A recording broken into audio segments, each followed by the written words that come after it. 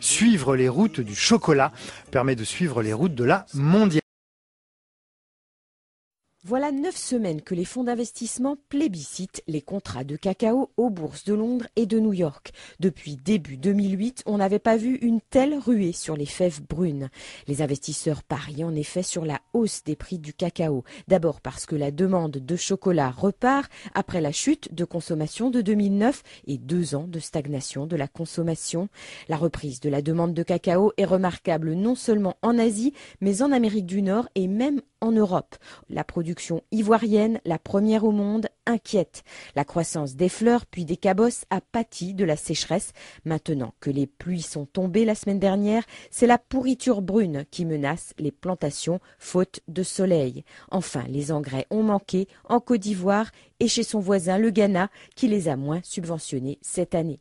La récolte des 2 premiers champions mondiaux qui sera lancée officiellement dans quelques jours sera donc inférieure aux attentes. Même chose en Indonésie, le 3e producteur mondial. Les planteurs indonésiens se détournent du cacao pour cultiver le palmier à huile et le caoutchouc alors qu'ils consomment de plus en plus de chocolat. On va donc manquer de cacao, anticipent la plupart des observateurs. Pour les plus pessimistes, le déficit pourrait se monter à 200 000 tonnes en 2013-2014. Un planteur, en particulier ceux de Côte d'Ivoire, ce sont des paysans qui ont alors pas forcément les plus pauvres bien sûr, mais qui ont de petites exploitations sur lesquelles ils font travailler en général des ouvriers agricoles qui viennent de plus au nord, ce qui a été un des bases démographiques du problème politique de la Côte d'Ivoire depuis une vingtaine d'années. Et à partir de là, il y a la récolte qui est faite, le ramassage qui est ramené vers des usines de traitement, et ce passage, c'est ceux qui possèdent les camions. Et en général, c'est encore en partie des Libanais qui tenaient ce type de commerce.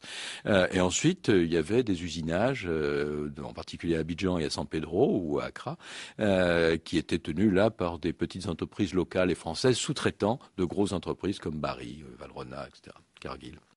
Cargill, le numéro 2 mondial du cacao, est sur le point de racheter le numéro 3, un Américain également, ADM. À eux deux, ils posséderaient la moitié des capacités mondiales de broyage des fèves, de quoi doubler le numéro 1 mondial, le géant suisse Barry Callebaut.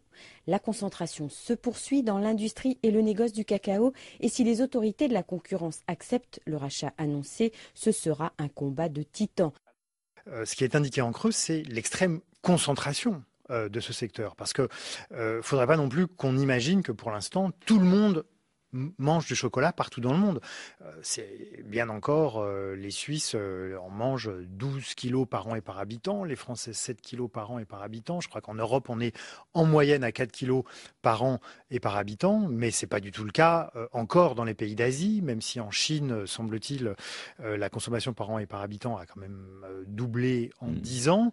Donc, est-ce que vous n'avez pas le sentiment que à cette extrême concentration de la production dont vous avez parlé tout à l'heure, quelques pays, même si c'est plus les pays d'origine, répond une grande concentration du négoce, de la fabrication et de la distribution, et enfin une grande concentration finalement de la consommation. Donc, est-ce que c'est pas un peu une vue de l'esprit que de considérer que finalement le chocolat est emblématique de la mondialisation, sauf à considérer qu'il est emblématique de la mondialisation en ce cas-là de très inégalitaire? Christian Grattalou. Il est emblématique de l'agroalimentaire qui est très largement mondialisé. Je pense que Gilles Fumet. Gilles Fumet. Moi, je pense qu'il y a un autre aspect qui est l'aspect culturel, c'est-à-dire que montre bien le cas de la Suisse, c'est que nous avons toujours, quand on réfléchit en tant que géographe, l'impression que ce que nous avons fait, ce que nous avons découvert, nous devons le transmettre à d'autres régions. Or, les Chinois ou les Japonais n'ont pas envie de chocolat.